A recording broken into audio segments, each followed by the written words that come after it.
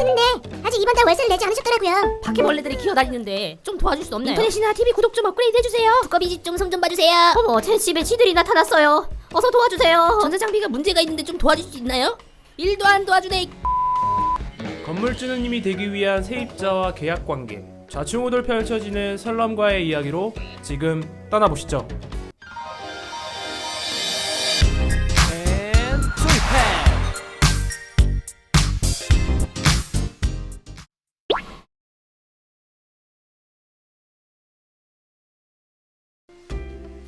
네, 안녕하세요. 엔조이패드입니다. 오늘 알아볼 게임은 더 테너츠 경영, 건설, 시뮬레이션 게임입니다. PC에서 만나볼 수 있습니다. 슬럼과의 어느 작은 원룸형 건물. 주인공은 이모에게 임대받은 건물을 세입자와 계약을 하기 위한 미션으로 게임은 시작됩니다. 하지만 건물의 상태를 보아하니 썩 좋은 편만은 아닌 것 같아 보이는데요. 쓰레기도 정리가 되지 않은 날것의 건물로 보입니다. 그런 상태를 보고 이모부가 도움을 주신다고 하는데요. 건물을 좀 더 집답게 만들기 위해서는 해야 할 일들이 아주 산더미처럼 쌓여있는 주인공입니다. 수중에 있는 돈이라고는 4,500달러입니다. 전기와 난방을 하기 위해서는 1만 달러가량의 자금이 필요한데요. 기존에 해왔던 본업인 건물 디자인, 페인트 롤러 작업들을 의뢰인에게 의뢰받아 발품을 팔아가며 자금을 벌어야 하는 상황이 되었습니다. 불행 중 다행히도 뛰어난 커리어 덕분인지 주인공에게는 다양한 의뢰 작업들이 들어옵니다. 화장실을 새롭게 시공해주는 일부터 건물을 새롭게 단장시켜주는 일까지 의뢰받아 진행하게 되는데요. 의뢰인의 까다로운 니즈에 알맞게 작업을 잘하는 주인공은 작업에 대한 극찬들을 받으며 보너스까지 두둑하게 챙깁니다.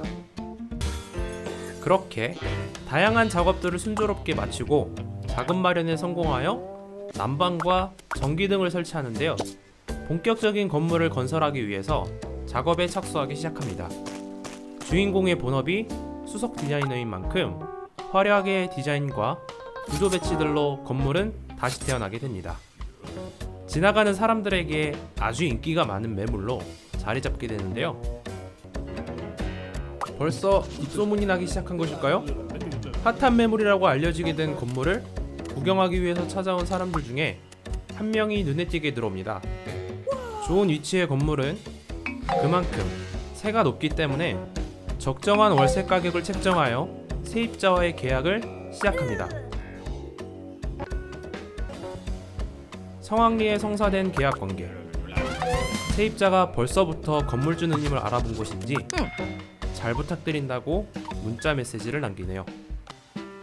우호적인 관계를 두고 싶어하는 세입자와 첫 계약을 성립시키고 인주도 마르지 않은 어느 날 건물에 하자가 생겼는지 세입자에게 연락이 오는데요. 바퀴벌레가 등장하고 물건들이 고장나 있네요. 애프터 서비스는 확실하게 바로바로 일 처리합니다. 두꺼비 집 문제 또한 바로바로 니즈에 맞게 무조건 오케이. 하지만 철면피 세입자는 월세도 밀리고 보낸다고 하고 내지도 않는 상황이 발생하는데요. 여러 번 통하지 않았다면 협박이 필요한 시점인 것 같습니다. 그렇게 욕을 먹어가면서 월세를 받아낸 건물주는 이번 달 수익표의 상한가를 확인할 수 있었습니다. 간단한 스토리도 알아봤으니 미션과 게임 인터페이스도 한번 알아보도록 할까요? 미션은 화장실 인테리어, 세입자 돌보기, 건물 리모델링 등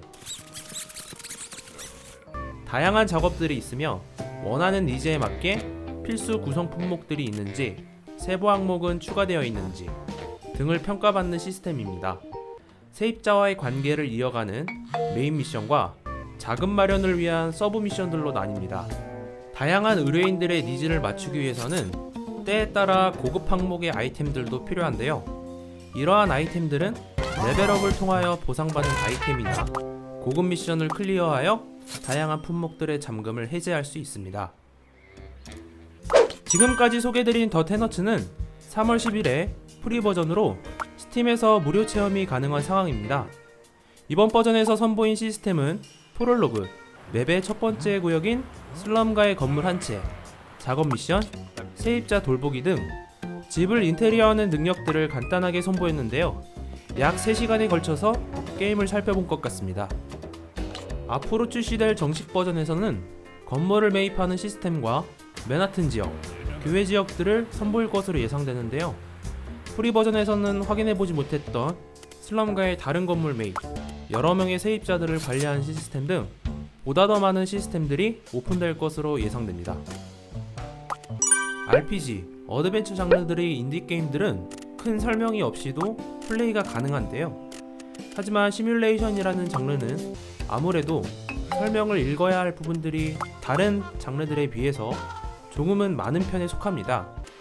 이러한 부분들을 좀 더 편하게 읽을 수 있도록 한글화 번역 작업이 충분하게 이루어졌다는 것이 가장 큰 특징이었고, 서브 미션과 메인 미션에서 무엇을 요구하는지 충분히 이해할 수 있도록 재미 요소를 느낄 수가 있었습니다.